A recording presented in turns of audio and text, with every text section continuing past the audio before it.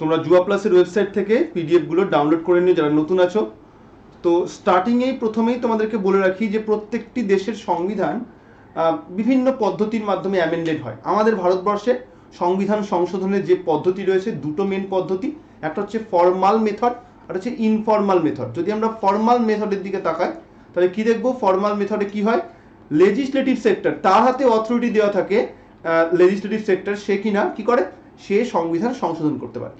আর যদি informal way দেখি আমরা, সেখানে আমরা দেখতে পাই যে জুডিশিয়াল ইন্টারপ্রিটেশন, ওকে, জুডিশিয়াল সেক্টর তারা যে ইন্টারপ্রিটেশন করে তার থ্রু দিয়ে সংবিধান সংশোধন হয়। ওকে, এক্স্যাক্টলি আন্দালিপ ঠিক লিখেছো। সো ফর্মাল মেথড আর ইনফর্মাল মেথড এটা কিন্তু কোনো কোনো দেশে দুটোই ফলো হয়, কোথাও একটা ফলো হয়। আমাদের ইন্ডিয়াতে তোমরা জানো জুডিশিয়ারির হাতে অথরিটি আছে, সে সংবিধান ইন্টারপ্রিট করতে পারে। আর ঠিক সেই সূত্র ধরেই ইনফর্মাল মেথডের মাধ্যমে সংবিধান মধ্যে মধ্যে সুপ্রিম কোর্টের জাজমেন্টের থ্রু দিয়ে চেঞ্জেস হয়। আর অন্যদিকে একদম সংবিধানে স্পষ্ট করে 368 নম্বর ধারার মধ্যে উল্লেখ করা আছে যে ভারতের সংবিধানের কোনো রকম চেঞ্জেস করতে হলে সেটা কে করবে, সেটা আমাদের ভারতের পার্লামেন্ট করবে। সো তার মানে ভারতবর্ষের মতো কান্ট্রিতে কিন্তু এই মেথড দুটোই ফলো হয়, ফর্মাল এবং ইনফর্মাল। এখন কোনো একটা দেশের সংবিধান কি পদ্ধতিতে সংশোধিত হচ্ছে তার উপর বেস করে আমরা সংবিধানকে দুটো মেন ধারাতে ডিভাইড করতে পারি, রিজিড কনস্টিটিউশন এবং ফ্লেক্সিবল কনস্টিটিউশন। একটি হলো দুষ্পরিবর্তনীয় সংবিধান আর অন্যটি হলো সুপরিবর্তনীয় সংবিধান। দুষ্পরিবর্তনীয় সংবিধান আর সুপরিবর্তনীয় সংবিধান এই দু ধরনের সংবিধানের মধ্যে যে ডিভিশন, সেই ডিভিশন কার উপর ভিত্তি করে হয়, এই যে অ্যামেন্ডমেন্ট সংবিধান সংশোধন পদ্ধতি, এই সংবিধান সংশোধন পদ্ধতি ফলো করে সংবিধানকে দুটো মেন ডিভিশনে ভাগ করা হয়। এখন কাকে আমরা রিজিড বলবো আর কাকেই বা আমরা ফ্লেক্সিবল বলবো? দেখো, সাধারণভাবে কোনো একটা দেশের সংবিধান সংশোধন করা যখন খুব কঠিন হয়, সংশোধন করা যখন খুব ইজি ওয়েতে হয় না, তখন তাকে আমরা দেখব যে একটা লং ডিউরেশন প্রসিডিওর ফলো করে, একটা কমপ্লিকেটেড প্রসিডিওর ফলো করে চেঞ্জ করা হচ্ছে। এই ধরনের চেঞ্জেস সাধারণত ফেডারেল কান্ট্রি, আদর্শ যুক্তরাষ্ট্রীয় দেশ, সেখানে এই ধরনের চেঞ্জেস দেখতে পাওয়া যায়। কেন? কারণ আদর্শ যুক্তরাষ্ট্রীয় দেশে দু ধরনের সরকার থাকে। যখন কেন্দ্র গোটা দেশের সংবিধানকে চেঞ্জ করতে চায় তখন রাজ্যগুলোর কাছ থেকে সমর্থন নিয়ে তারপরে চেঞ্জ করে। আর ঠিক এখানেই কিন্তু আমরা দেখতে পাই যে ফেডারেল কান্ট্রির সংশোধনের ক্ষেত্রে এই রিজিড পদ্ধতি ফলো করা হয়, অর্থাৎ যখনই সংবিধান চেঞ্জ হবে রাজ্যগুলোর সমর্থন নিয়ে চেঞ্জ হবে। তো এক্সাম্পল হিসেবে আমরা ইউএস এর কথা বলতে পারি। ইউএসএ হলো আইডিয়াল ফেডারেল কান্ট্রির খুব ভালো একটা এক্সাম্পল, এবং ইউএস এর সংবিধান অ্যামেন্ড করার ক্ষেত্রে কিন্তু এই রিজিড পদ্ধতি ফলো করা হয়। তাহলে সবার ক্লিয়ার হয়েছে ফর্মাল মেথড কি, ইনফর্মাল মেথড কি বুঝতে পারলে? রিজিড কনস্টিটিউশন কি, ফ্লেক্সিবল কনস্টিটিউশন বোঝা গেছে? রিজিডটা বুঝতে পারলে, এখনো ফ্লেক্সিবল আমরা বলিনি, তাই তো? সো ফ্লেক্সিবলটা কি আমরা দেখে নেব। ফ্লেক্সিবলটা বুঝতেই পারছো, সহজে অ্যামেন্ডমেন্ট করা যাবে এরকম। সো কোনো একটা সংবিধান যাকে খুব ইজি ওয়েতে অ্যামেন্ড করা যায়, যার অ্যামেন্ডমেন্ট পদ্ধতিটা খুব দ্রুত হবে, অবভিয়াসলি যেটা তাড়াতাড়ি হবে সেটা তো যেটা খুব ইজি ওয়েতে হবে সেটা তো তাড়াতাড়ি হবেই। তো তাড়াতাড়ি এবং দ্রুত যখন অ্যামেন্ডমেন্ট করা যাবে তখন সেই দেশের সংবিধানকে আমরা বলতে পারি ফ্লেক্সিবল কনস্টিটিউশন। সাধারণভাবে যেগুলো এককেন্দ্রিক দেশ, সেই দেশের সংবিধান এই ধরনের হয়ে থাকে। কেন? তার কারণটা তোমাকে একটু চিন্তা করতে হবে। যখন কোন একটা দেশের শাসন ব্যবস্থা ইউনিটারি হয়, এককেন্দ্রিক হয়, সেখানে তো অন্য কোনো রাজ্য সরকার নেই, তাই সংবিধানের যাবতীয় চেঞ্জেস করার অথরিটি একমাত্র কেন্দ্রীয় সরকারের হাতে রয়েছে, যে কিনা একদম দেশের সর্বোচ্চ সরকার। সো সেখানে আমরা দেখতে পাই যে এই সংবিধান সংশোধনের ক্ষেত্রে তার একক ক্ষমতা থাকে, অর্থাৎ রাজ্য বা প্রভিন্সের আলাদা করে সংবিধান সংশোধনে কোনো ভূমিকা নেই। আর ঠিক এই সূত্র ধরেই খুব ইজি ওয়েতে কেন্দ্রীয় সরকার সে গোটা দেশের সংবিধান চেঞ্জ করতে পারে। এই জন্য ইউনিটারি কান্ট্রিতে স্বাভাবিকভাবেই সংবিধান হয়ে থাকে ফ্লেক্সিবল। যেমন আমরা এক্সাম্পল হিসেবে ব্রিটেনের কথা বলতে পারি। ব্রিটেনে এককেন্দ্রিক ব্যবস্থা রয়েছে এবং ব্রিটেনে একমাত্র সেখানকার যে পার্লামেন্ট সেই কিন্তু সংবিধান সংশোধন করতে পারে। এবং এই ধরনের দেশে সাধারণ আইন পরিবর্তন করা আর সংবিধান পরিবর্তন করার মধ্যে কোনো ফারাক করা হয় না। খুব ইজি ওয়েতে ordinary law making procedure follow করেই সংবিধান সংশোধন করা যায়। ইনফর্মালটা বুঝুন, ইনফর্মালটা হচ্ছে ফর্মাল ওয়েতে কি একটা প্রসিডিওর ফলো হয়, তাই না? ইনফর্মালে সুপ্রিম কোর্ট আজকে বিকেলবেলায় জাজমেন্ট দিল যে ওই আর্টিকেল 21 এ রাইট টু এডুকেশন দেওয়া আছে, ওই রাইট টু এডুকেশন মানে বললো যে অ্যাডাল্ট এডুকেশনও ইনক্লুডেড। এই যে এটা দুম করে বললো, তো কোনো তো পদ্ধতি নেই। আজকে সুপ্রিম কোর্টের মনে হলো যে adult education also included under article 21 এ, তাই এটাকে যুক্ত করে দিল। আর তখনই আর্টিকেল 21 এ আমরা এতদিন অবধি জানতাম 6 থেকে 14 বছরের এডুকেশন, এবার বলা হচ্ছে না অ্যাডাল্ট এডুকেশন ওর মধ্যে ইনক্লুডেড। তাহলে এই যে বক্তব্য অ্যাড হলো, তার মানে সংবিধান সংশোধন না হয়েও সংবিধানের ইন্টারপ্রিটেশন করেই সংবিধানের কোনো এক্সিস্টিং প্রভিশনকে বদলে দেওয়া হলো। তো এটাও ওয়ান কাইন্ড অফ অ্যামেন্ডমেন্ট, কিন্তু কোনো ফর্মাল মেথড ফলো হচ্ছে না, ইনফর্মাল ওয়েতে হচ্ছে, তাই এটাকে আমরা ইনফর্মাল মেথড বলি। ওকে, বোঝা গেছে? এক্সাম পয়েন্ট অফ ভিউ কি কোনটা আরেকবার বলবো বলো। ইন্ডিয়া কি এককেন্দ্রিক? না আব্দুল, ইন্ডিয়া এককেন্দ্রিকও নয়, ইন্ডিয়া ফেডারেলও নয়, ইন্ডিয়া এককেন্দ্রিক আর ফেডারেলের মাঝামাঝি। ওকে,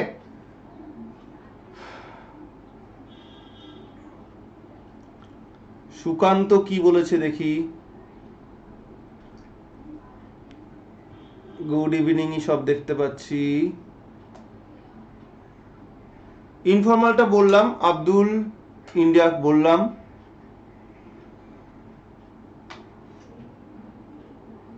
ওকে সুকান্ত, তোমার কোশ্চেন আমি দেখতেই পাচ্ছি না, শুরু থেকে ছিলাম না। আর না, সেটা তো বলা যাবে না এক্সাম পয়েন্ট অফ ভিউ, শুরু থেকে আর বলা যাবে না। Partly federal partly unitary, exactly.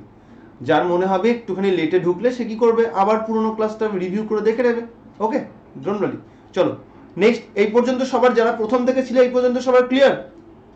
কি কি পড়লাম তাহলে আমরা সংবিধান সংশোধন কি সেটা জানলাম, যে এক্সিস্টিং কনস্টিটিউশনের কোনো জায়গায় যদি বদল করতে হয়, কোনো জায়গায় যদি নতুন যুক্ত করতে হয় এবং কোনো এক্সিস্টিং বিষয়কে বাদ দিতে হয়, তাকে সংবিধান সংশোধন বলা হয়, চেঞ্জ না বলে। ওকে, আর দ্বিতীয়ত হচ্ছে এই সংশোধন করার মেনলি দুটো ফর্মাল মেথড আর ইনফর্মাল মেথড, দুটো মেথড ফলো করা হয়, যার মধ্যে ভারতবর্ষের মতো কান্ট্রিগুলোতে ফর্মাল মেথড ফলো করা হয় মেনলি সংবিধান অনুযায়ী। বাট সুপ্রিম কোর্টের হাতে ভারতবর্ষে যেহেতু সংবিধান ইন্টারপ্রিট করার ক্ষমতা আছে, তাই ভারতবর্ষে কিন্তু ফর্মালের পাশাপাশি ইনফর্মাল মেথডও ফলো হয়। এবং আমরা জানলাম যে একটা দেশের সংবিধান সংশোধন করার ক্ষেত্রে দুটো পদ্ধতি, দু ধরনের হয়ে থাকে সংবিধান সংশোধন। এই সংশোধন পদ্ধতির উপর বেস করে দু ধরনের সংবিধান হয়ে থাকে, এবং এই দু ধরনের সংবিধান হলো রিজিড কনস্টিটিউশন আর ফ্লেক্সিবল কনস্টিটিউশন। রিজিড কনস্টিটিউশন বলতে সহজে অ্যামেন্ডমেন্ট করা, আর ফ্লেক্সিবল কনস্টিটিউশন বলতে যে সংবিধানকে চেঞ্জ করা হচ্ছে, রিজিড মানে হচ্ছে সংশোধন করাটা মুশকিলের, আর ফ্লেক্সিবল মানে হচ্ছে ইজিলি অ্যামেন্ড করা যায়। ওকে, অ্যামেন্ডমেন্ট বলা হয়, এক্স্যাক্টলি। ওকে, চলে আসবো আমরা নেক্সট পয়েন্টে, একদম বেসিক পয়েন্ট। এতক্ষণ আমরা অল ওভার দ্য ওয়ার্ল্ড অ্যামেন্ডমেন্টের বিভিন্ন যে প্রসিডিওর ফলো হয় সেটা দেখছিলাম। ওকে, নাও আমরা ফোকাস করব কার উপর, আমরা এবার ফোকাস করব অ্যামেন্ডমেন্ট অফ ইন্ডিয়ান কনস্টিটিউশন, ভারতের সংবিধানে সংবিধান সংশোধন সম্পর্কে কি প্রভিশন আছে। সো একদম প্রথমেই কনসেপ্ট দেওয়া আছে, সাউথ আফ্রিকা থেকে নেওয়া হয়েছে। দেন লিস্ট দেওয়া আছে ইউনিয়ন, পার্ট দেওয়া আছে 20, নেচার দেওয়া আছে পার্টলি রিজিড পার্টলি ফ্লেক্সিবল, আর অথরিটি অফ অ্যামেন্ডমেন্ট আছে পার্লামেন্ট, মেথড অফ অ্যামেন্ডমেন্ট হচ্ছে ফর্মাল ইনফর্মাল বোথ, আর নাম্বার অফ প্রসিডিওর 3। আবার দেখো সংবিধান সংশোধনের যে পদ্ধতি সেটা কোথা থেকে নিয়েছি আমরা, সাউথ আফ্রিকা থেকে। কোন তালিকার মধ্যে রয়েছে, আমরা জানি কেন্দ্রীয় তালিকা, রাজ্য তালিকা, যুগ্ম তালিকা। সংবিধান সংশোধনটাকে কেন্দ্রীয় তালিকার মধ্যে রাখা হয়েছে। কোন পার্টে আছে, সংবিধানের বিভিন্ন পার্টে বিভিন্ন বিষয় আছে। সো অ্যামেন্ডমেন্ট অফ দি কনস্টিটিউশনের বিষয়টা পার্ট 20-তে আছে, যার মধ্যে একটাই আর্টিকেল 368 নম্বর আর্টিকেল। দেন নেচার কিরকম, ভারতের সংবিধান সংশোধনে ওই রিজিড কনস্টিটিউশনের মতো চেঞ্জ করা কঠিনও আছে, আবার কিছু কিছু জায়গা ফ্লেক্সিবল কনস্টিটিউশনের মতো সহজেও চেঞ্জ করা যায়। তাই ভারতের সংবিধানকে কিছুটা রিজিড আর কিছুটা ফ্লেক্সিবল, মানে mixture of partly rigid partly flexible বলা হয়। ওকে,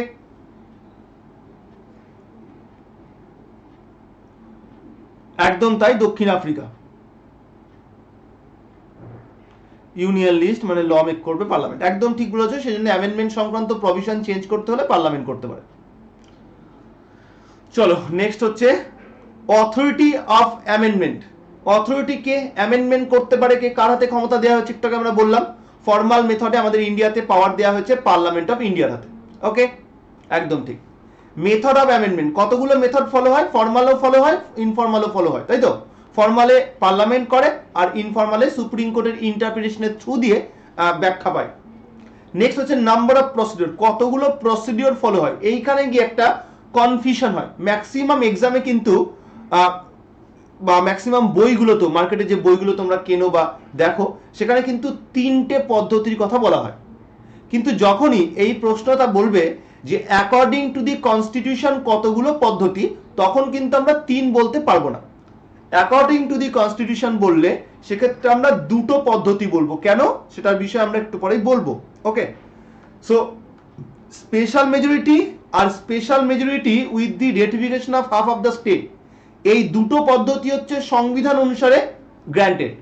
তৃতীয় যে পদ্ধতি, এর মাধ্যমে সংবিধান সংশোধন হয় বটে, বাট তার মাধ্যমে সংশোধিত হওয়া বিষয়কে কোনো অ্যামেন্ডমেন্ট অ্যাক্টের তকমা দেওয়া হয় না। মানে ধরো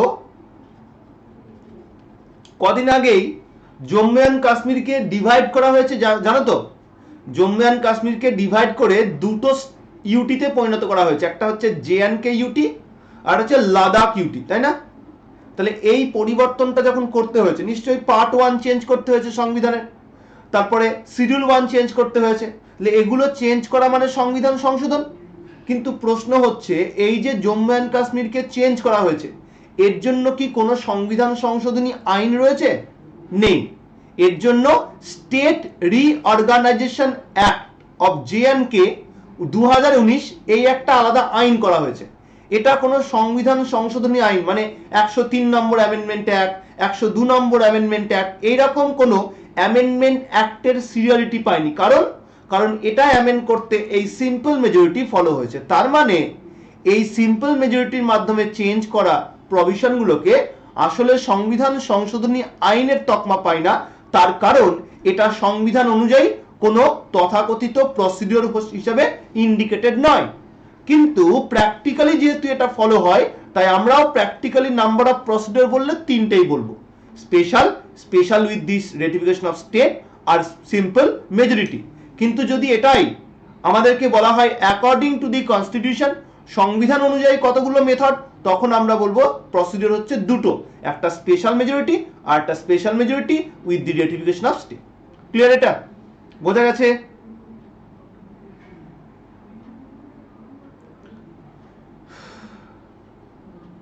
ওকে, আইল চেক।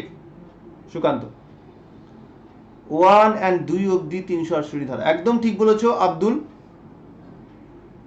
ওকে, সো অবধি সবাই ক্লিয়ার? ফাইন, চলে আসবো আমরা নেক্সট পয়েন্টে। এবার আমরা ফোকাস করব সেই বিষয়ে যে বিষয়টা বহুদিন ধরে সুপ্রিম কোর্টের সঙ্গে পার্লামেন্টের মধ্যে একটা পাল্লা লাগিয়ে রেখেছে। মানে আমাদের সুপ্রিম কোর্ট এবং পার্লামেন্ট উভয়ের নিজের নিজের এখতিয়ারভুক্ত ক্ষমতা রয়েছে, এবং সেই ক্ষমতাটা কখনো কখনো সম্মুখ দ্বন্দ্বে পরিণত হয়। কিভাবে? সংবিধান সংশোধনকে মুখ্য করে এই উভয়ের মধ্যে পাওয়ারের কম বেশি নিয়ে দ্বন্দ্ব বাধে। এর কারণ হচ্ছে আমাদের সংবিধান সে কিন্তু স্পষ্ট করে বলে দিয়েছে যে পার্লামেন্টের হাতে সংবিধান সংশোধনের প্রসিডিওর দেওয়া আছে, কোনো ক্ষমতার উল্লেখ করা নেই।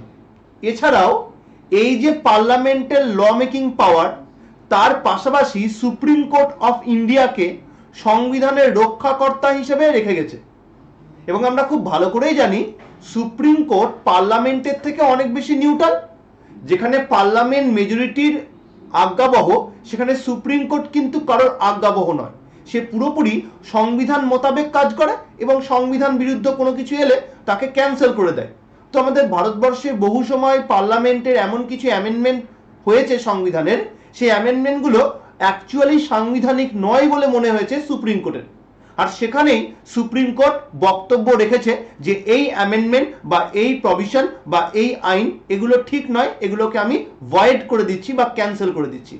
আর ঠিক সেখান থেকেই সুপ্রিম কোর্ট আর পার্লামেন্টের মধ্যে দ্বন্দ্ব। তো কিভাবে এই দ্বন্দ্বের স্টার্টিং হলো এবং কিভাবে এর সমাপ্তি হলো সেটা আমরা দেখব। যদি এটা একটা মানে ডাইনামিক একটা ম্যাটার, এটা এখনো আজকেও যদি দেখা যায় হয়তো সুপ্রিম কোর্ট কোনো একটা বক্তব্য দিয়েছে বা আগামীকালেও হয়তো দেবে, তো এটা একটা কন্টিনিউয়াস প্রসিডিওর, বাট যা ইদানিং কাল অবধি হয়েছে সেগুলোকেই আমরা ডিসকাশনে নিয়ে আসবো। So কি বলছে, there is a limitation imposed on the amending power of the Constitution of India which developed during conflicts between Supreme Court and Parliament. Where Parliament want to exercise discretionary use of power to amend the Constitution. Parliament চায় স্বেচ্ছাধীন ক্ষমতা ভোগ করতে, while the Supreme Court wants to restrict that power. Obviously Supreme Court এর কাজ তো সংবিধানকে রক্ষা করা, তাই সে সেটাকে আটকে দেয়।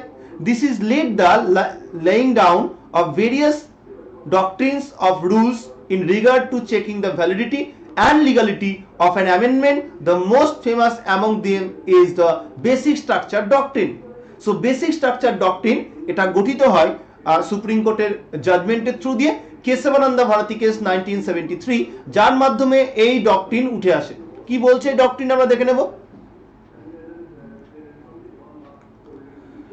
সো বেসিক স্ট্রাকচার কি, সৃজিদা হোল্ড অন, অবশ্যই বলে দেবো। ওকে,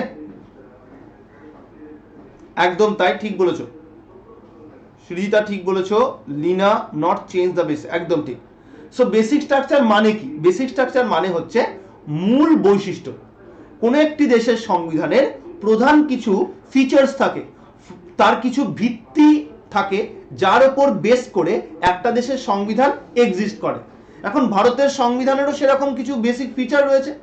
So the basic structure of the constitution refers the main feature of the constitution. এই বেসিক ফিচার আসলে দেশের প্রধান বৈশিষ্ট্যগুলোকে রেফার করে। এখন আমরা যদি দেখি আমাদের ভারতবর্ষে বেসিক স্ট্রাকচার বলতে কাকে বোঝাচ্ছে, তাহলে আমাদের বিভিন্ন সুপ্রিম কোর্টের মামলার থ্রু দিয়ে সুপ্রিম কোর্ট যেগুলোকে ইন্ডিকেট করে দিয়েছে অ্যাজ এ বেসিক স্ট্রাকচার তাদেরকে ইন্ডিকেট করতে হবে। যেমন ধরো কোয়াসি ফেডারেল স্কিম, ভারতবর্ষে যে আধা যুক্তরাষ্ট্রের যে কনসেপ্ট রয়েছে সেটা, কেন্দ্র রাজ্য সম্পর্ক centre state relation, rule of law আইনের শাসন, রিপাবলিকান সিস্টেম প্রজাতান্ত্রিক ব্যবস্থা, পজিটিভ সেকুলারিটি ইতিবাচক ধর্মনিরপেক্ষতা, রিপ্রেজেন্টেটিভ ডেমোক্রেসি প্রতিনিধিত্বমূলক গণতন্ত্র, জুডিশিয়াল সুপ্রিমেসি বিচার বিভাগের সর্বোচ্চতা, ইন্ডিপেন্ডেন্ট অফ জুডিশিয়ারি বিচার বিভাগের ইন্ডিপেন্ডেন্সি বিচার বিভাগ স্বাধীনভাবে কাজ করবে সেই বিষয়টা, এবং পার্লামেন্টারি ফর্ম অফ ডেমোক্রেসি গণতান্ত্রিক ব্যবস্থা কার মাধ্যমে, পার্লামেন্টারি বা সংসদীয় ব্যবস্থা, সংসদীয় গণতান্ত্রিক ব্যবস্থা। Okay, so this are the main features of Indian constitution. যদিও আমি এখানে এই কটাকে লিস্টেড করেছি, এছাড়াও আরো অনেক বিষয় রয়েছে যেগুলোকে জুডিশিয়াল বেসিক স্ট্রাকচার হিসেবে ইন্ডিকেট করেছে জুডিশিয়ারি, যার মধ্যে জুডিশিয়াল রিভিউ পড়ে। ওকে, তাহলে this are all basic structure. এবার কেউ কেউ এরকমও তোমাদের মনে হয় যে প্রিয়াম্বলটাও বেসিক স্ট্রাকচার, কারণ কেশবানন্দ ভারতী কেসে সেরকমই বলেছিল। এখন অ্যাকচুয়ালি প্রিয়াম্বল বেসিক স্ট্রাকচার বলতে সুপ্রিম কোর্ট প্রিয়াম্বলের মধ্যে উল্লিখিত প্রধান প্রধান বৈশিষ্ট্যগুলোকেই ইন্ডিকেট করেছে, অ্যাজ এ হোল প্রিয়াম্বল নয়, বরং প্রিয়াম্বলের মধ্যে উল্লেখ করা বক্তব্যগুলো। তাহলে প্রিয়াম্বলের মধ্যে উল্লেখ করা বক্তব্যগুলোর অধিকাংশই তো এখানে দেওয়া আছে। যেমন ধরো এখানে পজিটিভ সেকুলারিটি, ওটা প্রিয়াম্বলেরই বক্তব্য। এখানে যে দেওয়া আছে ইন্ডিপেন্ডেন্ট জুডিশিয়ারি, যেখানে justice for social economic and political বলেছে, সো অবভিয়াসলি সেখানে ইন্ডিপেন্ডেন্ট জুডিশিয়ারি থাকতে হবে। রিপাবলিকান সিস্টেম আর একটা এরকম ইম্পর্টেন্ট ম্যাটার। সো এগুলো সবই প্রিয়াম্বলের সেই ফিচার্সগুলোকেই ইন্ডিকেট করছে, এবং প্রিয়াম্বল বেসিক স্ট্রাকচার বলা মানে আসলে প্রিয়াম্বলের ওই বৈশিষ্ট্যগুলোকে ইন্ডিকেট করা। ওকে, চলে আসবো আমরা নেক্সট পয়েন্টে। এখন এই অ্যামেন্ডমেন্ট অফ দি কনস্টিটিউশনের ওপর বেশ কিছু সুপ্রিম কোর্টের মামলা রয়েছে, যেগুলো অলরেডি আমরা কিন্তু ল্যান্ডমার্ক জাজমেন্ট অফ সুপ্রিম কোর্টের ক্লাসে করিয়েছি আমি। তার মধ্যে 3টে ক্লাস দেখবে, 2টো কেসের ক্লাস আর একটা আছে এমসিকিউর ক্লাস। এই 3টে নিয়ে প্রচুর মামলা রয়েছে, যার মধ্যে বেশ কিছু মামলা ছিল, আমরা সেখান থেকে কালেক্টেড কয়েকটাকে নিয়েছি যেগুলো অ্যামেন্ডমেন্ট অফ দি কনস্টিটিউশনের সঙ্গে রিলেটেড। ওকে, ইয়েস, একদম তাই, এক্স্যাক্টলি। সো ইম্পর্টেন্ট কেসেস এর মধ্যে প্রথমেই আমরা দেখব সজ্জন Singh versus state of Rajasthan case 1965। কি বলছে সেখানে? বলা হচ্ছে আমাদের 368 নম্বর ধারায় অ্যামেন্ডমেন্ট অফ দি কনস্টিটিউশন বলে যে ফ্রেজটা ইউজ করা হচ্ছে সেটা আসলে অ্যামেন্ডমেন্ট অফ অল প্রভিশনকে ইন্ডিকেট করছে সংবিধানের মধ্যে, যদিও সেই বক্তব্যে ফান্ডামেন্টাল রাইটের জন্য আলাদা কোনো কথা উল্লেখ করা নেই। মানে 368-র মধ্যে তো বলা নেই যে মৌলিক অধিকারকে অ্যামেন্ড করবে, কিন্তু তাও মৌলিক অধিকারকে অ্যামেন্ড করতে পারবে। কেন? কারণ বলেছে সংবিধানের যে কোনো জায়গায় অ্যামেন্ডমেন্ট করার কথা, আর আমরা জানি মৌলিক অধিকার সংবিধানের অবিচ্ছেদ্য অঙ্গ, তাই সংবিধানের অবিচ্ছেদ্য অঙ্গ হিসেবে সংবিধানের মৌলিক অধিকারও অ্যামেন্ডমেন্ট করার ক্ষমতা রয়েছে পার্লামেন্টের হাতে এই 368 নম্বর ধারার থ্রু দিয়ে। বোঝা গেছে? সো এটাই হচ্ছে আন্ডার আর্টিকেল 368, এটা ইনক্লুডেড, এটা ইন্ডিকেট করে দিয়েছে। সেকেন্ড যে important case, Golaknath versus state of Madras case 1967। কি বলছে? প্রথম কোন মামলা যেখানে বলা হচ্ছে যে পার্লামেন্টের ফান্ডামেন্টাল রাইট অ্যামেন্ড করার ক্ষমতা নেই, তার কারণ ফান্ডামেন্টাল রাইটগুলো প্রকৃতই ফান্ডামেন্টাল, তাই সেটাকে অ্যামেন্ড করার ক্ষমতা পার্লামেন্টের নেই। দ্বিতীয় বলছে 368 নম্বর ধারা, সেখানে ডেসক্রাইব করা আছে procedure of amendment of the constitution. এটার মানে power of amendment of the constitution নয়। তাহলে সংবিধান সংশোধনের পদ্ধতি দেওয়া আছে, সংবিধান সংশোধনের ক্ষমতা দেওয়া নেই। ক্ষমতা দেওয়া নেই এটা বলা মানে ক্ষমতা বাড়বে বা কমবে নির্দিষ্ট করা থাকবে না। প্রসিডিওর তো পাল্টে যায় না, প্রসিডিওর ফিক্স থাকে, কিন্তু পাওয়ার বাড়ে বা কমে। তাই পাওয়ার নয় এটা বলে দেওয়া মানে প্রসিডিওরের থ্রু দিয়ে পার্লামেন্টের ক্ষমতাটাকে লিমিটেড এবং ফিক্সড রাখা, এটাই ছিল সুপ্রিম কোর্টের মূল উদ্দেশ্য। নেক্সট মামলা Raj Narain versus state of UP case 1975। সেখানে supremacy of the power of parliament amend করার যে ক্ষমতা সংবিধানে সেটাকে পুনরায় এস্টাবলিশ করা হয়। অর্থাৎ অতীতে যে বক্তব্য ছিল যে পার্লামেন্ট অ্যামেন্ড করতে পারবে যে কোনো জায়গা, সেই বিষয়টাকে পুনরায় রিস্টোর করা হয়। এবং সেই সঙ্গে সঙ্গে ঠিক তার কিছুদিন আগেই কেশবানন্দা ভারতী কেস হয়েছে 1973-তে।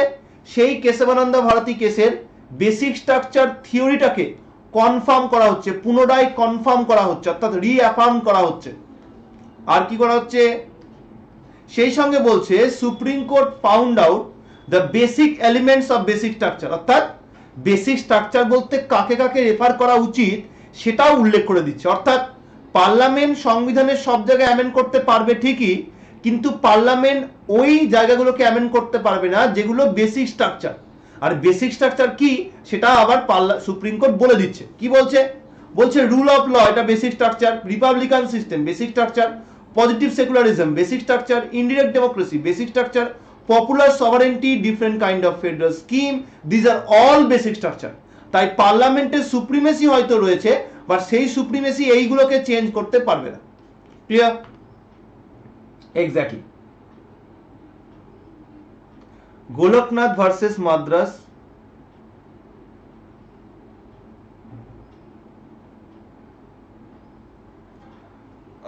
না, ওটা হচ্ছে গোলকনাথ ভার্সেস পাঞ্জাবি। ওকে, চলে আসবো আমরা মিনার্ভা মিল কেস 1980। কি বলছে? The 42 amendment act was challenge. ঠিক তার আগেই 1976-এ 42 অ্যামেন্ডমেন্ট অ্যাক্ট হয়েছে, যেখানে প্রচুর চেঞ্জেস করা হয়েছে। যে চেঞ্জেসগুলোর মধ্যে অন্যতম হলো, একদম তাই অর্ণব, সো সেখানে সংবিধানের প্রচুর জায়গা চেঞ্জ করা হয়েছিল। যে চেঞ্জেসগুলো একাধিক জায়গায় এরকমও ছিল যেটা সংবিধান সাপোর্টেড নয়, সংবিধান সাপোর্ট করে না, এ ধরনের চেঞ্জও করা হয়েছিল। তো সেগুলোকেই চ্যালেঞ্জ জানানো হয়, যেখানে কি করা হয়? Constitutional amendment by parliament of India does not refer the power to destroy. বলে দেয় যে পার্লামেন্টের সংবিধান সংশোধন করার ক্ষমতা রয়েছে ঠিকই, কিন্তু সেটা তার ডিস্ট্রয়িং পাওয়ার নয়। অর্থাৎ সংবিধান সংশোধনের ক্ষেত্রে পার্লামেন্ট পজিটিভ ভূমিকা গ্রহণ করবে, নেগেটিভ কোনো ভূমিকা গ্রহণ করতে পারবে না। অর্থাৎ সংবিধানকে ডিস্ট্রয় সে করতে যাবে না। আর কি? Constitution of India supreme, parliament supreme নয়। ঠিক আগের কেসেই আমরা দেখছিলাম রাজধানী, সেখানে দেখছিলাম সুপ্রিমেসিকে গ্র্যান্ট করা হচ্ছে, এখানে কিন্তু আবার কনস্টিটিউশনের সুপ্রিমেসিকেই কায়েম করা হচ্ছে। আমরা জানি প্রত্যেকটা দেশেই সেই দেশের সংবিধান হয় সুপ্রিম, এবং এই 1980 সালের মামলাতে কিন্তু পুনরায় সেটাকেই কনফার্ম করা হচ্ছে যে সংবিধান ভারতবর্ষের সুপ্রিম নাকি parliament. Next one, 9th schedule of the constitution case 2007। এখানে বলা হয়, সুপ্রিম কোর্ট বলে any violation of fundamental right result in the violation of basic structure. তাই ফান্ডামেন্টাল রাইটকে ভায়োলেট করা যাবে না, কারণ ফান্ডামেন্টাল রাইটও বেসিক স্ট্রাকচার। আর কি বলে, supreme court of India is the most powerful court in the world. কেন? কারণ সুপ্রিম কোর্টের জুডিশিয়াল রিভিউর পাওয়ার আছে। এই জুডিশিয়াল রিভিউর পাওয়ার অন্য কান্ট্রিরও রয়েছে, কিন্তু অন্য কান্ট্রির জুডিশিয়াল রিভিউ আর ইন্ডিয়ার জুডিশিয়াল রিভিউর মধ্যে প্রধান ফারাক হচ্ছে অন্য কান্ট্রি জুডিশিয়াল রিভিউ অ্যামেন্ডমেন্টের ক্ষেত্রে ইউজ করতে পারে না। Constitutional amendment act is not under the judicial review, but in India যদি সংবিধান সংশোধনী আইনও তৈরি হয় সেটাকেও জুডিশিয়াল রিভিউয়ের আওতায় আসতে হয়। জুডিশিয়াল রিভিউয়ের যে ডক্ট্রিন তার থ্রু দিয়ে তাকে যাচাই করা হয় যেটা সংবিধান মোতাবেক হয়েছে না সংবিধানকে ভঙ্গ করা হয়েছে। যদি ভঙ্গ করা হয় তাকে কিন্তু ক্যান্সেল করা যায়। এক্সাম্পল হচ্ছে রিসেন্টলি 99 অ্যামেন্ডমেন্ট অ্যাক্ট, নিশ্চয়ই তোমাদের মনে আছে, কদিন আগে আমরা পড়ছিলাম ন্যাশনাল জুডিশিয়াল অ্যাপয়েন্টমেন্ট কমিশন, সেই সংক্রান্ত অ্যামেন্ডমেন্টকে কিন্তু ক্যান্সেল করে দেওয়া হয়েছে। নেক্সট ওয়ান হচ্ছে the final arbiter is the supreme court, এবং সর্বশেষ ব্যাখ্যাকারী হচ্ছে কোন রকম দ্বন্দ্ব শুরু হলে সর্বশেষ যে কথা বলবে সে হচ্ছে ভারতের সুপ্রিম কোর্ট। ওকে, একদম তাই। Article 14, 15, 20, 21 these are fundamental rights.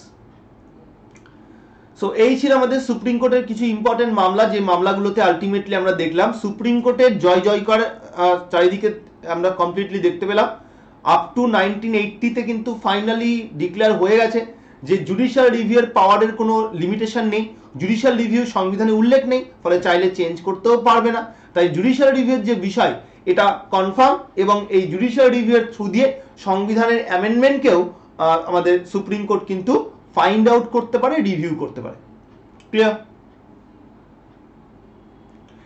Liton, এই জন্য কি করতে হবে? চার্ট করতে হবে। তুমি ইম্পর্টেন্ট জাজমেন্ট, যে ল্যান্ডমার্ক জাজমেন্টের ক্লাসগুলো আমার করানো আছে ওগুলো চেক করবে, ওখানে চার্ট করে নেবে দেখে দেখে। ওখানে অনেক ইজি করে পয়েন্ট ওয়াইজ করানো আছে, তুমি ওটা দেখলে নিজেই বুঝতে পারবে।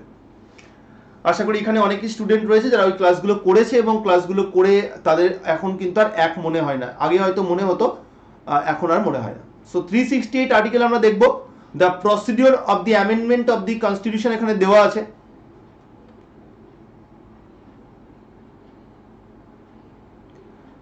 হ্যাঁ অর্ণব, অবশ্যই সেটা জুডিশিয়াল সেক্টর থেকে কনফার্ম করে দেবে যে কোথায় কোথায় আর্টিকেল 14 এবং 19 ভায়োলেট হওয়া সত্ত্বেও সেই ডাইরেক্টিভ প্রিন্সিপাল অফ স্টেট পলিসির উপর বেস করা আইনটা থাকবে আর কোথায় ভয়েড হবে। ওকে,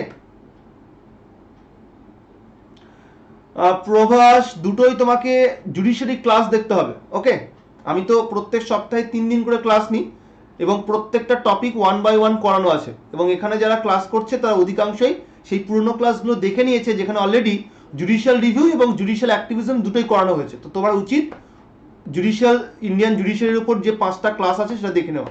5 ঘন্টার ক্লাস আছে, সেটা দেখলেই তুমি ওটা জানতে পারবে। ম্যাথের হোমওয়ার্কগুলো কোন কোন ডেতে দেওয়া হয়? সৃজিতা, এটা অবশ্যই যুবা প্লাস টিম বলবে। এক্স্যাক্টলি। সো চলে আসবো আমরা the procedure of amendment of the constitution of India, যেখানে আর্টিকেল 368-এ ডিসকাস করা হয়েছে। আমাকে একটু বলবে এই যে অ্যামেন্ডমেন্ট করার যে ক্ষমতা, এটা পার্লামেন্টের কি লেজিসলেটিভ পাওয়ার না কোন ধরনের পাওয়ার? এটা লেজিসলেটিভ পাওয়ার না জুডিশিয়াল পাওয়ার? কোন ধরনের পাওয়ার? এটা হচ্ছে constituent power. Clear? The amendment power of parliament is called constituent power. এটা কিন্তু আমি লেখা নেই, বলে দিলাম, পরের দিন প্রশ্ন করব কিন্তু এর উপর। ওকে, কনস্টিটিউয়েন্ট পাওয়ার কেন? লেজিসলেটিভ পাওয়ার নয়, কনস্টিটিউয়েন্ট পাওয়ার। ওকে,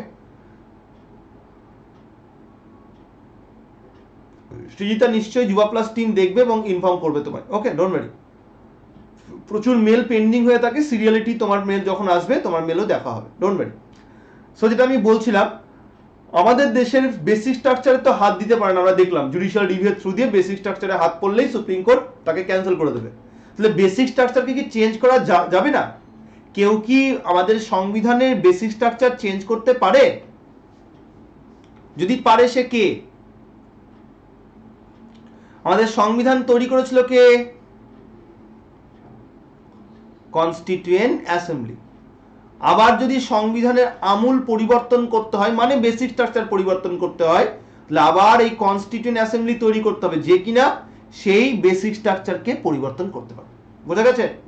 সো এই কনস্টিটিউয়েন্ট অ্যাসেম্বলির পাওয়ারটা কি? কনস্টিটিউয়েন্ট পাওয়ার সেম লাইক পার্লামেন্ট যখন সংবিধানে হাত লাগায়, সংবিধানে কোনো জায়গা চেঞ্জ করতে যায়, তার মানে সেই কনস্টিটিউয়েন্ট পাওয়ারকেই ইন্ডিকেট করা হয়। বোঝা গেছে কিভাবে কনস্টিটিউয়েন্ট পাওয়ারটা রিলেটেড উইথ কনস্টিটিউয়েন্ট অ্যাসেম্বলির কনসেপ্টের সঙ্গে?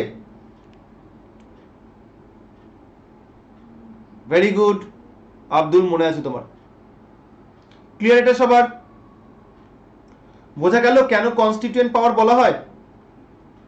আর আমাদের বেসিক স্ট্রাকচার চেঞ্জ করতে হলে সেটা কনস্টিটিউয়েন্ট অ্যাসেম্বলি করবে। তো এই আর্টিকেল 368 যার মধ্যে constituent power of parliament mention করা আছে, তার মধ্যে কিছু ইম্পর্টেন্ট পয়েন্ট রয়েছে। নাম্বার 1, এই সংবিধান সংশোধনী বিল কোন হাউসে ইন্ট্রোডিউস হবে? যে কোনো হাউসে, either house. So constitution amendment bill can be introduce in either house of parliament. Second one, any ministers or private member, যে কোনো মন্ত্রী বা যে কোনো প্রাইভেট মেম্বার এই বিলকে ইন্ট্রোডিউস করতে পারে। এই প্রাইভেট মেম্বার আর মিনিস্টার্স এর মধ্যে ফারাক কি? প্রাইভেট মেম্বার্স মানে হলো মন্ত্রী নয় এই ধরনের এমপি, আর মিনিস্টার্স মানে তো বুঝতেই পারছো এমন কোন এমপি যিনি একজন মন্ত্রীও। ওকে, তাহলে এটা কোন একজন মন্ত্রীও ইন্ট্রোডিউস করতে পারবে, আবার একজন প্রাইভেট মেম্বারও ইন্ট্রোডিউস করতে পারবে। ক্লিয়ার এটা সবার? সো পাবলিক বিল হিসেবেও ইন্ট্রোডিউস হতে পারবে, আবার প্রাইভেট বিল হিসেবেও ইন্ট্রোডিউস হতে পারে। Next one, the bill must be passed in both house of parliament individually. সংবিধান সংশোধনী বিল অবশ্যই দুটো হাউস থেকে আলাদাভাবে পাস করাতে হবে, না হলে কিন্তু সেটা পাস হওয়া সম্ভব নয়। দুটো হাউস থেকে পাস করাতে হবে এবং আলাদা আলাদা ভাবে করাতে হবে। আর কি? Without the signature of president, প্রেসিডেন্টের সিগনেচার ছাড়া কোনো অ্যামেন্ডমেন্ট বিল আইনে রূপান্তরিত হবে না। একদম তাই। No, no, no, no, no, no. Anisha, private members are all who is not a minister. Okay? তো সেটা পার্টি রুলিং পাওয়ারে থাকলেও হবে, রুলিং পাওয়ারে না থাকলেও হবে। অপোজিশন পার্টির একজন ব্যক্তি তিনিও প্রাইভেট মেম্বার, আবার রুলিং পার্টির একজন ব্যক্তি তিনিও প্রাইভেট মেম্বার। ক্লিয়ার? বোঝা গেছে আনিশা? মানে এক্সাম্পল দিচ্ছি তোমাকে, ধরো দেব দীপক অধিকারী, ইউনো না, তিনি একজন এমপি, তো তিনি কি টিএমসি দলের লোকসভার এমপি, তিনি একজন প্রাইভেট মেম্বার। আবার দিলীপ ঘোষ, ইউনো না, বিজেপির একজন এমপি লোকসভার, তিনিও একজন প্রাইভেট মেম্বার। বোঝা গেছে? কারণ কারণ দেব বা দিলীপ ঘোষ এরা কেউই কিন্তু মন্ত্রী নয়, তাই রুলিং পার্টির হোক বা অপোজিশন পার্টির, all are indicated as private member. Clear? চলে আসবো আমরা next one, the joint session can not be summon for amendment bill. যৌথ অধিবেশন ডাকা যায় না। আমরা জানি অর্ডিনারি বিল যদি একটা হাউসে পাস হয় অন্যটা রিজেক্টেড হয়ে যায়, সেক্ষেত্রে যৌথ অধিবেশন ডাকা যায়, কিন্তু অ্যামেন্ডমেন্ট বিলের ক্ষেত্রে এরকম ঘটলে যৌথ অধিবেশন ডাকা যায় না। আর প্রেসিডেন্টের সিগনেচার ছাড়া কোনো অ্যামেন্ডমেন্ট বিল আইনে রূপান্তরিত হয় না। 6 নম্বর কি বলছে? Ordinance power can not be applicable, মানে সংবিধান সংশোধন হয়তো হচ্ছে না কারণ পার্লামেন্টের অধিবেশন বন্ধ। আমরা জানি পার্লামেন্টের অধিবেশন বন্ধ থাকলে প্রেসিডেন্ট কি করতে পারে? অর্ডিন্যান্স ইস্যু করতে পারে, কিন্তু সংবিধান সংশোধন সংক্রান্ত কোনো অর্ডিন্যান্স ইস্যু করা যায় না। ওকে, সংবিধান সংশোধনে একমাত্র পার্লামেন্টের থ্রু দিয়ে আইন তৈরি হবে, অন্য কোনো পদ্ধতিতে অর্ডিন্যান্স বা অন্য কোনো ওয়েতে কিন্তু কোনো রকম অ্যাপ্লিকেবল হবে না কোনো আইন। Clear? So this are all important points. 6টা ইম্পর্টেন্ট পয়েন্ট এখানে দেওয়া আছে, 1 by 1 পড়ে নিতে হবে এটা। চলে আসবো নেক্সট পয়েন্টে। সো আর্টিকেল 368 কি পদ্ধতির কথা বলে সেটা আমরা এবার ফোকাস করব। According to article 368 there are 2 procedure to amend the constitution. আমরা বলছিলাম দুটো পদ্ধতি আছে সংবিধান অনুসারে। নাম্বার 1 স্পেশাল মেজরিটি, বিশেষ সংখ্যাগরিষ্ঠতা, আর নাম্বার 2 হচ্ছে special majority with the ratification of the states. এই যে স্টেটের কথা বলছে না, এই স্টেটটা কিন্তু আসলে স্টেট লেজিসলেচারের কথা বলছে। ওকে, এই স্টেট মানে হচ্ছে স্টেট লেজিসলেচার। কেন এখানে এটা করে দিল কেন? তার কারণ আমাদের ভারতবর্ষের স্টেটের সংখ্যা কত? 28, কিন্তু স্টেট লেজিসলেচার কি 28? State legislature 31। এবং এখানে আসলে এই 31 এর কাউন্টের অর্ধেকের কথা বলা হয়। Okay, ratification of half of the state বলা হয়, যেটা হচ্ছে এই 31 থেকে, অর্থাৎ এটা আসলে রাজ্য আইনসভাকে ইন্ডিকেট করছে। বোঝা গেছে? তাই আমরা যদি স্টেট বলে ভুল করি তাহলে কিন্তু কাউন্টেশন ভুল হয়ে যাবে। ওই জন্য আমাদের স্টেট লেজিসলেচার মাথায় ঢুকে নিতে হবে। এখানে যে স্টেটের কথা বলেছে তা আসলে state লেজিসলেচার্স। There are another procedure, এছাড়াও আরেকটা পদ্ধতি রয়েছে যেটা কি হয়, অ্যামেন্ডমেন্ট হয় সার্টেন ম্যাটার, যেগুলো যেমন formation of new state, provision of citizenship, এগুলো চেঞ্জ করা যায়, বাট তাকে কিন্তু কোনো সংবিধান সংশোধনী আইনের মাধ্যমে ইন্ডিকেট করা হয় না। 1950 সাল থেকে আজ অব্দি ভারতবর্ষের সংবিধান কতবার চেঞ্জ হয়েছে? 104 টাইমস, 104 বার চেঞ্জ হয়েছে কমপ্লিটলি। এছাড়াও বহুবার অ্যামেন্ডমেন্ট বিল ইন্ট্রোডিউস হয়েছে, তবে সেই কমপ্লিট অ্যামেন্ডমেন্ট অ্যাক্ট সেটা 104টে আছে। তো এই 104টে অ্যামেন্ডমেন্ট অ্যাক্ট আমরা পরের দিনের ক্লাস থেকে 1 বাই 1 পড়তে শুরু করবো। ওকে, আমরা অবশ্যই 104টে পড়বো না, আমরা চেষ্টা করব 30 থেকে 40টার মধ্যে এটাকে লিমিট করতে। ঠিক যে অ্যামেন্ডমেন্টগুলো দিয়ে বারবার এক্সামে প্রশ্ন দেয় বিভিন্ন কমিশনে, বিভিন্ন ক্ষেত্রে, সেই অ্যামেন্ডমেন্ট অ্যাক্টগুলোকে তুলে তুলে 1 বাই 1 আমরা পয়েন্ট ওয়াইজ ডিসকাস করব। এটা নেক্সট দিনের ক্লাসে থাকবে, ইম্পর্টেন্ট অ্যামেন্ডমেন্ট অ্যাক্ট বলে ক্লাস থাকবে, সেই ক্লাসে আমি এটা করাবো। ওকে স্যার, লেজিসলেচার 3টে বা বেশি হলো কেন? আচ্ছা, প্রভাস 3টে লেজিসলেচার বেশি হলো তার কারণ দিল্লি, পন্ডিচেরি আর জম্মু অ্যান্ড কাশ্মীর, এই 3টে কেন্দ্রশাসিত অঞ্চলে 3টে বিধানসভা রয়েছে। তাই ওই 3টে রাজ্যের রাজ্য আইনসভাগুলোকেও, 3টে কেন্দ্রশাসিত অঞ্চলের কেন্দ্রশাসিত রাজ্যের আর কি, কেন্দ্রশাসিত রাজ্যেরও রাজ্য আইনসভাগুলোকে এই কাউন্টের মধ্যে আনা হয়েছে। 28টা স্টেটের রাজ্য আইনসভা প্লাস ওই 3টে ইউটি। ওকে, ডব্লিউসি মেনের জন্য অলমোস্ট কটা অ্যামেন্ডমেন্ট পড়ে যাওয়া উচিত স্যার? ওই যে 30 থেকে 40 বলে দেবো, ওই 30 থেকে 40। ওকে কেশব, ভেরি গুড, ক্লিয়ার? এটা আনিসে এক্ষুনি বললাম, সিম্পলে হয় তো আমিও বলছি, হয় না? এই যে there are another procedure also followed in the amendment of certain matters like formation of new state, provision of citizenship, হয়তো সেই পদ্ধতিটাকে অ্যামেন্ডমেন্ট বলা যায় না, অ্যামেন্ডমেন্টের প্রসিডিউর বলা যায় না। কেন বলা যায় না? একটু আগে বললাম, আমি কি বললাম? বললাম যে সেই পদ্ধতির মাধ্যমে যে অ্যামেন্ডমেন্টগুলো হয় তার জন্য কোনো অ্যামেন্ডমেন্ট অ্যাক্টের তকমা পায় না। অর্থাৎ তেলেঙ্গানা তৈরি হলে অন্ধ্রপ্রদেশ থেকে তার জন্য কোনো অ্যামেন্ডমেন্ট অ্যাক্ট হয় না, বা জম্মু অ্যান্ড কাশ্মীরকে দুটো ইউটিতে পরিণত করলে তার জন্য কোনো অ্যামেন্ডমেন্ট অ্যাক্ট করতে হয় না, বা দমন and Diu R Dadar and নগর হাভেলিকে একটা ইউটিতে পরিণত করলে তার জন্য কোনো সংবিধান সংশোধন করতে হয় না। অর্থাৎ এগুলো normal ordinary law making procedure follow করেই করা যায়। তাই এই সিম্পল মেজরিটির মাধ্যমে হওয়া সত্ত্বেও তাকে আরেকটা আলাদা প্রসিডিউর বলে ইন্ডিকেট করা যায়। ওকে, চলে আসবো আমরা নেক্সট পয়েন্টে। অ্যামেন্ডমেন্টের এই 3টে পদ্ধতি কি বলছে, যেগুলো আমরা প্র্যাকটিক্যালি দেখেছিলাম, 3টে অ্যামেন্ডমেন্টের পদ্ধতি, সেগুলো কি কি বলছে। সো দেখো, এখানে স্পেশাল মেজরিটির কথা বলছে। ফার্স্ট অফ অল এখানে special majority with the ratification of half of the state, ব্র্যাকেটে লিখে দিয়েছি স্টেট লেজিসলেচার। আর থার্ড ওয়ান হচ্ছে simple majority. Clear? Number 1 special, number 2 হচ্ছে special with ratification of half of the states, আর number 3 হচ্ছে simple. Clear? Now first step, এই first step second step এটা আমাদের বোঝার জন্য, এটা সংবিধানে বলা নেই, এটা আমরা আমাদের সুবিধার জন্য আমরা করে নিয়েছি। ওকে, আমরা জানি যে স্টেপগুলো আমরা এখানে কথা বলছি এগুলো সবসময় একটা হাউসের কথা বলছি। এই একই রকম মেকানিজম একটা হাউসে কমপ্লিট করালে আবার তার পরের হাউসে যাবে, সেখানেও কমপ্লিট করালে তারপরে প্রেসিডেন্টের কাছে যাবে। ওকে, দুটো হাউসে করাতে হবে ইন্ডিভিজুয়ালি, তারপর তাহলে এখানে একটা হাউসের কথা বলছে, বলছে অ্যাটলিস্ট হাফ অফ দ্য মেম্বার্সকে প্রেজেন্ট হতে হবে, ভোট দিতে হবে। এটা যদি রাজ্যসভা হয়, এই স্পেশাল মেজরিটির ক্ষেত্রে কত মেম্বারকে অ্যাটলিস্ট প্রেজেন্ট আর ভোট দিতে হবে বলো? অ্যাটলিস্ট কত মেম্বারকে প্রেজেন্ট হতে হবে আর অ্যাটলিস্ট কত মেম্বারকে ভোট দিতে হবে বলো, সংখ্যাটা বলো। রাজ্যসভার at least half of the members present and voting বলতে কত সংখ্যাকে বোঝানো হচ্ছে?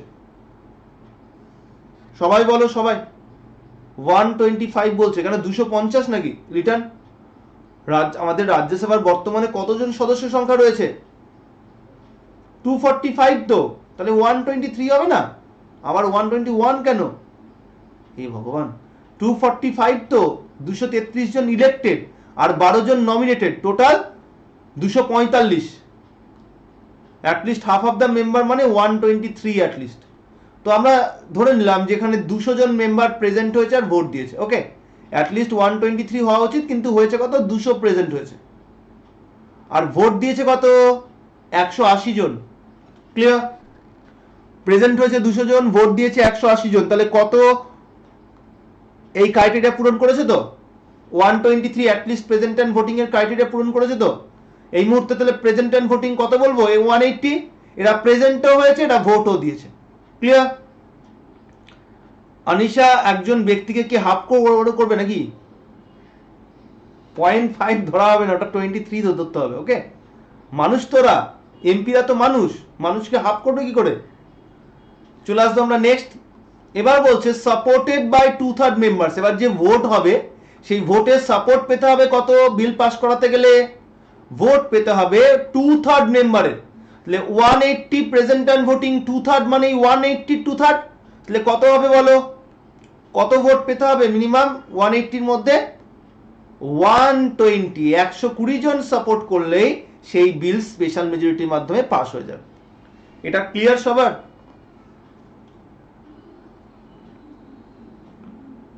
ওকে আনিশা, এখানে সেটা মাথায় রেখেই করতে হবে যে দে আর হিউম্যান বিংস, ওকে?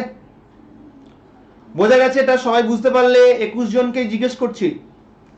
চলে আসবো নেক্সট ওয়ান। এটা যদি বোঝা হয়ে থাকে তাহলে নেক্সট পয়েন্টে চলে যাব। এখানে আছে কি স্পেশাল মেজরিটি, প্রথমে বলেছে মানে সেম ওই একই পদ্ধতি, at least half of the member present and voting এরকম। দেন সাপোর্টেড বাই, এটাও সেম, দেখো সেম, একদম সেম। এখানেও 2/3 সাপোর্ট লাগবে। দেন যেটা প্লাস লাগবে সেটা কি? এখানে কিন্তু কিছু ছিল না, নট অ্যাপ্লিকেবল ছিল, আর কোনো স্টেপ হয় না এখানে। এখানে হয় থার্ড স্টেপ, কি হয়? Supported by at least half of the state legislature. কতগুলো তাহলে? Half of the state legislature বলা মানে অর্ধেক রাজ্য আইনসভার রেটিফিকেশন নেওয়া, মানে কতগুলো রাজ্য আইনসভা থেকে রেটিফিকেশন নেওয়া? স্টেট লেজিসলেচার মানে কতগুলো? চট করে বলো।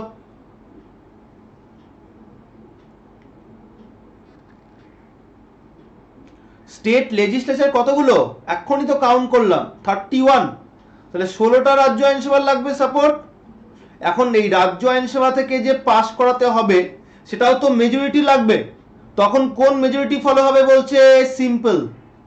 রাজ্য আইনসভা থেকে যখন রেটিফাই বা অ্যাপ্রুভ করাবে তখন সিম্পল মেজরিটির মাধ্যমে করাবে।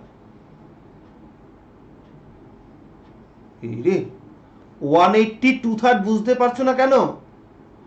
180 2/3 কত? ম্যাথ স্যারকে জিজ্ঞেস করবে কত, ওকে? 3 6 18 ভাগ করে নাও, 60 60 60 করে, তাহলে তো হয়ে যাবে ইজি। তাহলে এখানে 2/3 বলছে মানে 3 ভাগের 2 ভাগ, তাহলে এখানে 3 ভাগ হলো তো 60 60 60, তাহলে 2 ভাগ কত হবে? 2 ভাগ নিয়ে 120। বোঝা গেছে? এর থেকে সহজ আমি বোঝাতে পারবো না গো আব্দুল, এর থেকে আমি ম্যাথ বোঝাতে পারবো না, ম্যাথ টিচার এবার লাগবে। চলে আসবো আমরা নেক্সট ওয়ান। তাহলে সিম্পল মেজরিটি মানে কি সেটা আমরা দেখে নেব। এটা সিম্পল মেজরিটি আর পার্লামেন্টের সিম্পল মেজরিটি সেম। কি বলছে? প্রথম ক্রাইটেরিয়া अगेन সেম, একই রকম, অ্যাটলিস্ট হাফ অফ দ্য মেম্বার্সকে প্রেজেন্ট অ্যান্ড ভোটিং দিতে হবে। ক্লিয়ার? নেক্সট কি হতে হবে? নেক্সট সাপোর্ট করাতে হবে হাফ অফ দ্য মেম্বার্সের, ওই যে মেম্বার প্রেজেন্ট অ্যান্ড ভোটিং হলো তার অর্ধেক। ক্লিয়ার? তার অর্ধেক মানে, তাহলে এখানে যদি এই ইকুয়েশন চিন্তা করো তাহলে হাফ বলতে কাকে বোঝাবে বলো? এখানে যেমন 120 বলেছিল আনসার, এখানে এবার সিম্পলে পাস করাতে হবে। এই 200 মেম্বার প্রেজেন্ট, 180 ভোট দিয়েছে। রাজ্যসভার এবার কত মেম্বারের সাপোর্ট পেলে সিম্পলে পাস করা যাবে এটাকে বলো? সবাই বলবে, আব্দুলও বলবে।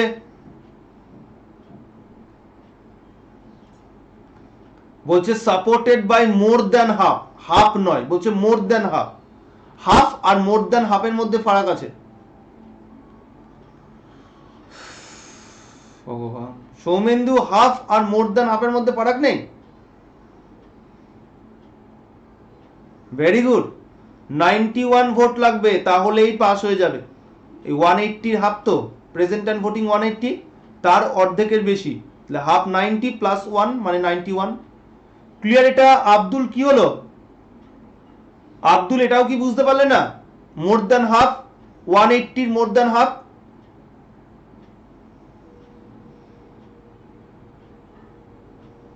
কোনটা কোনটা পারবে না বলো? না পারলে বলতে হবে তো। ক্লিয়ার? সবার ক্লিয়ার? বাকিদের ক্লিয়ার?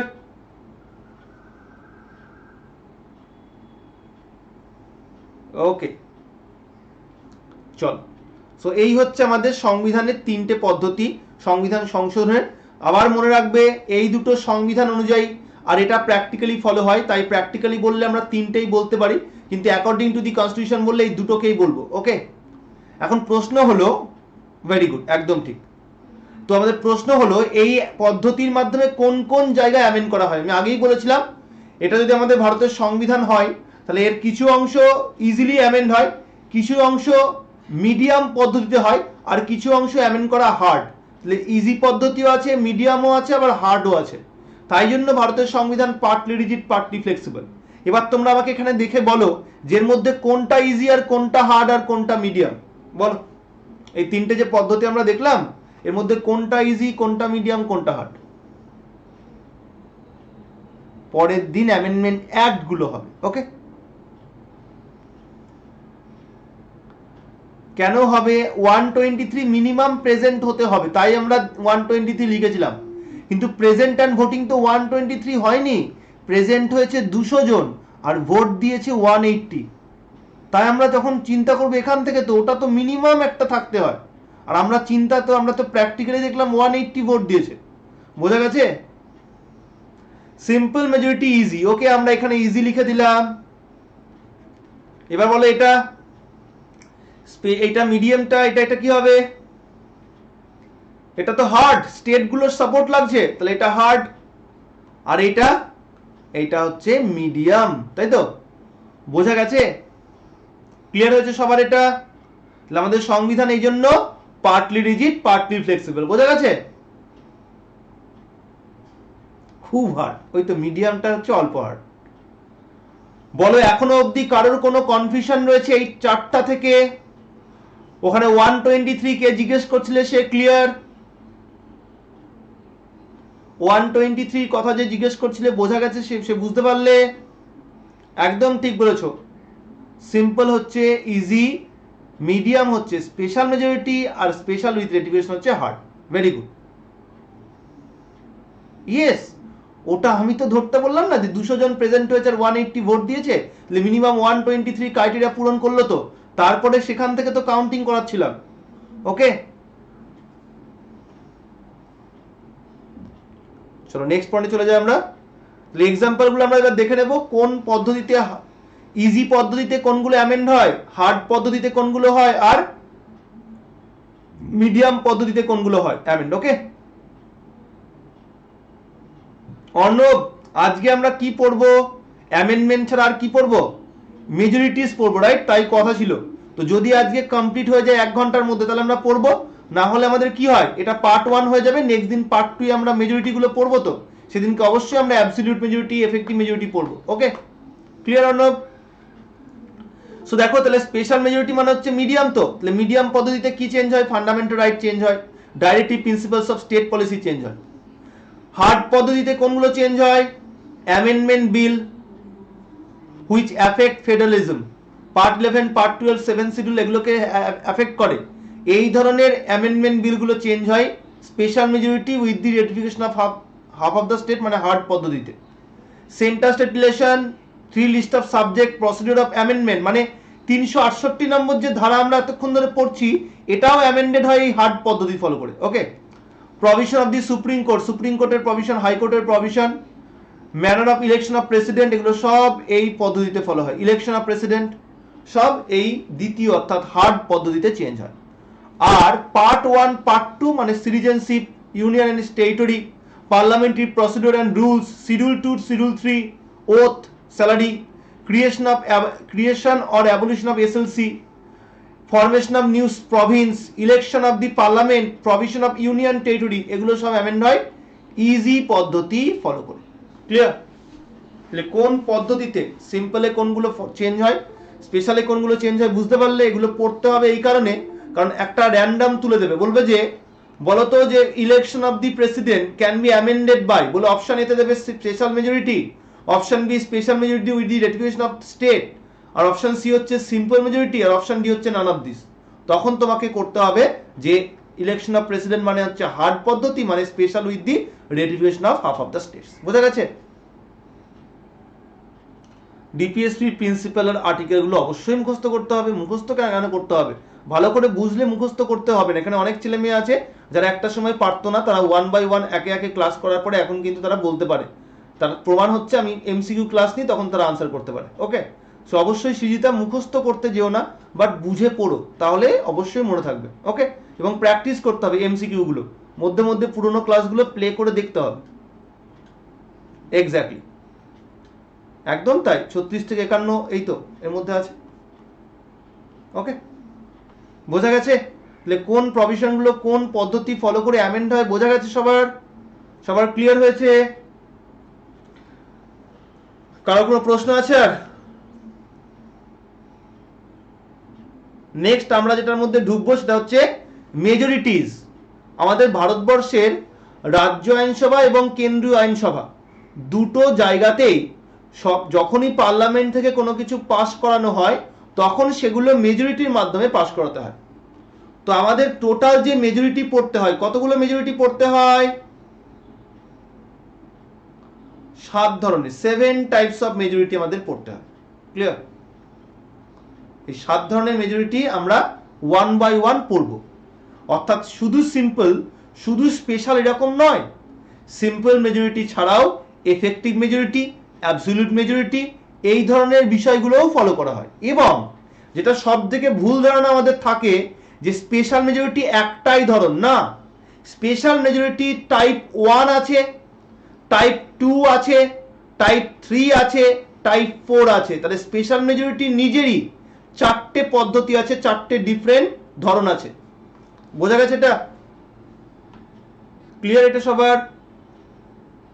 তাহলে simple majority, special majority, effective majority আর অ্যাবসলিউট মেজরিটি, এই 4টে, আর স্পেশালের মধ্যে আরো 4টে ভেরিয়েশন, এই টোটাল 7 ধরনের মেজরিটি আমাদের পড়তে হবে। তো কেউ একজন কোশ্চেন করছিলেন না অ্যাবসলিউট আর এফেক্টিভের মধ্যে না কি বললে, তো সেগুলো সব আমরা এই প্রত্যেকটা মেজরিটি ব্যাখ্যা করলেই জানতে পারবো।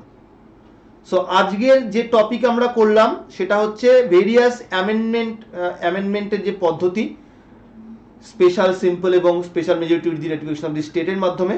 ওকে অর্ণব, সেটা আমরা নেক্সট দিন পড়বো। ওকে, মেজরিটিটা।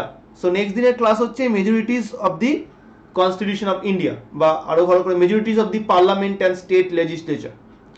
সেটা আমাদের পড়তে হবে, তার কারণ হচ্ছে পুরোনো এতদিন আমরা যেগুলো আমরা পড়ছিলাম তার সঙ্গে রিলেটেড হচ্ছে মেজরিটিগুলো। বিশেষ করে আজকের যে আমরা সংবিধান সংশোধন পড়লাম তার সঙ্গে তো টোটালি রিলেটেড, রাইট?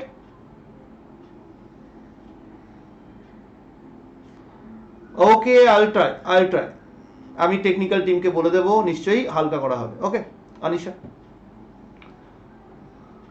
সো আজকে আর কোনো প্রশ্ন আছে? হ্যাঁ, সানডে হবে। আজকে ফ্রাইডে, স্যাটারডে তো ক্লাস হয় না, সানডেতে আবার 5টার সময় হবে, মেজরিটির উপরে ক্লাস হবে। ওকে, আর সেই সঙ্গে কি হবে, মেজরিটি ক্লাসের পরে যদি টাইম থাকে তাহলে আগের দিনে স্পেশাল প্রভিশন করিয়েছিলাম, সেই স্পেশাল প্রভিশনের ওপরে এমসিকিউ করানো হবে। Okay, majority plus MCQs on special provision for SC ST and OBC. ওই এসসি এসটির ক্লাসটা যদি এখনো কেউ না করে থাকো, এসসি এসটির ক্লাসটা করে নেবে আর নেক্সট দিনের ক্লাসে অ্যাটেন্ড করবে। তারপরের দিন অ্যামেন্ডমেন্ট অ্যাক্ট হবে। ওকে শুভঙ্কর, অ্যামেন্ডমেন্ট অ্যাক্টগুলো একদিনে হবে না, অ্যামেন্ডমেন্ট অ্যাক্ট 30 থেকে 40টা, তো প্রত্যেক দিনে কতগুলো হবে? 15 থেকে 20টা করানো হবে, 20টা করে 2 দিন সময় লাগবে। ওকে, তাড়াতাড়ি দিকে না গিয়ে আস্তে আস্তে ধীরে চলো, নীতি ফলো করা উচিত, বিশেষ করে চাকরির ক্ষেত্রে। ওকে, কারো কোনো প্রশ্ন আছে আজকের ক্লাস থেকে? তাহলে এই মেজরিটির মধ্যে কোনগুলো আজকের ক্লাসে আমরা দেখলাম? অবশ্যই প্রভাস কনস্টিটিউশনাল অ্যামেন্ডমেন্ট কে করে? এতক্ষণ ধরে আমরা কি পড়ছিলাম? কনস্টিটিউশনাল অ্যামেন্ডমেন্ট কে করে? পার্লামেন্ট করে। তো পার্লামেন্ট মানে কি? পার্লামেন্ট মানেই তো লোকসভা, রাজ্যসভা আর প্রেসিডেন্ট অফ ইন্ডিয়া। তাহলে লোকসভার ভূমিকা নেই? হয় তাই কোনোদিন? এই যেখানে পড়লাম, the bill must be passed in both house of parliament. Both house মানে কোন হাউস? Lok Sabha and Rajya Sabha, both house. Clear? বোঝা গেছে? Very good. Simple, special, two, আর হচ্ছে স্পেশাল 2 আর স্পেশাল 3 বললে না শুভঙ্কর ঘরা? স্পেশাল 2, স্পেশালের টাইপ 1 আর টাইপ 2 আর টাইপ 3। এই দেখো আমি দেখিয়ে দিচ্ছি। আমরা যদি এই অ্যামেন্ডমেন্টের স্ট্রাকচার, মেজরিটি স্ট্রাকচার থেকে ফাইন্ড আউট করি, তাহলে আমরা আজকে এটা আমরা পড়েছি টাইপ 3টা, আর এটা হচ্ছে টাইপ 2 আর টাইপ 3, তাই তো? এটা হচ্ছে ফার্স্ট প্রসিডিওর। অ্যামেন্ডমেন্টের ফার্স্ট প্রসিডিওর হচ্ছে টাইপ 2 স্পেশাল মেজরিটি, আর অ্যামেন্ডমেন্টের সেকেন্ড প্রসিডিওর হচ্ছে টাইপ 3 অফ স্পেশাল মেজরিটি, আর থার্ড প্রসিডিওর হচ্ছে সিম্পল। বোঝা গেছে? ক্লিয়ার?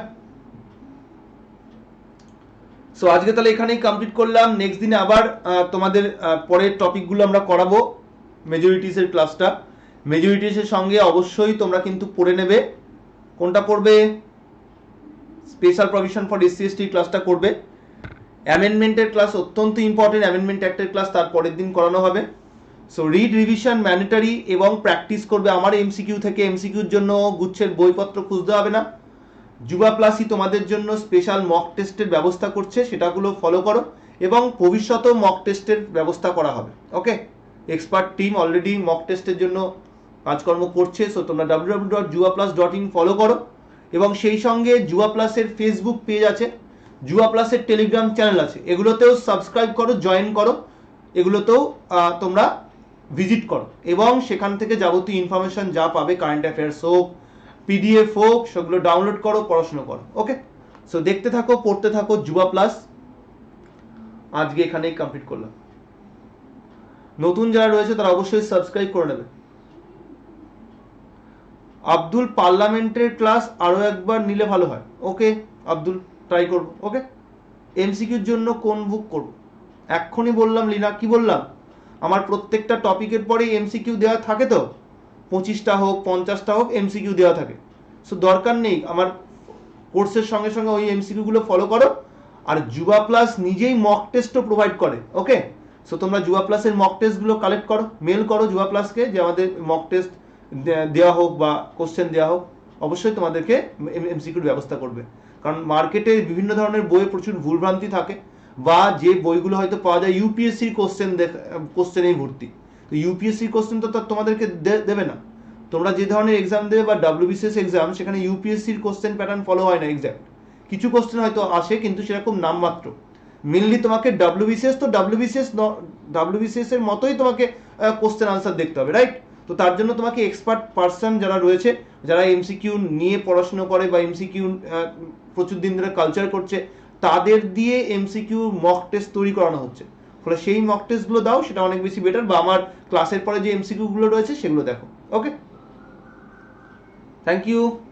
সো বেরোনোর আগে অবশ্যই তোমাদের যেটা কাজ, শেয়ার করো তোমাদের সোশ্যাল নেটওয়ার্কিংয়ে, এবং বেরোনোর আগে যদি ভালো লাগে ক্লাস বলছো, লাইক দিয়ে ভিডিও। Okay, thank you. আজকের মতো এখানে কমপ্লিট করলাম। নেক্সট দেখা হচ্ছে সানডেতে বিকেল 5টায়। ততক্ষণের জন্য সকলকে টাটা। অর্ণবের কি কোশ্চেন? অর্ণবের আব্দুল অর্ণব, তোমার কোনো প্রশ্নই দেখতে পাচ্ছি না আমি।